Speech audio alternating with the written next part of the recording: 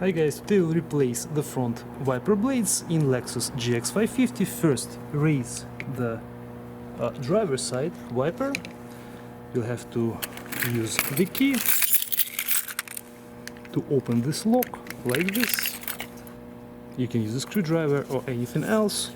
Now simply push it down and remove the wiper from this hook. Don't leave the arm like this.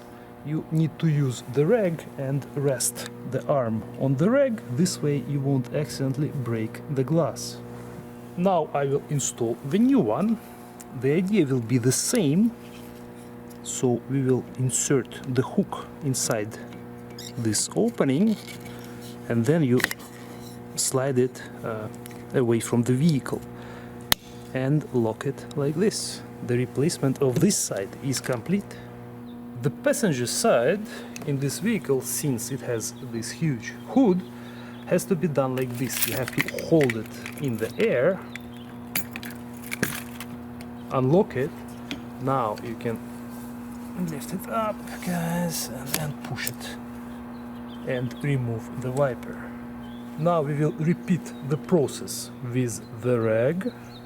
Carefully rest it against the windshield. Now we will install the new one. Again, lift it up first. Now the hook goes inside the opening like this and slide it to the right and close the lock. To replace the rear wiper, first lift this plastic cover up like this.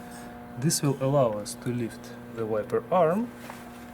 Now to remove the wiper itself you have to turn it this way and then it will come off.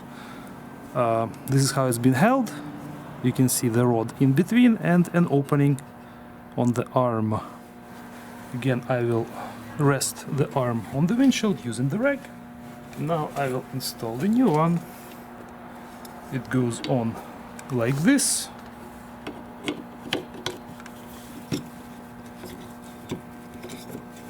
Push it in and turn.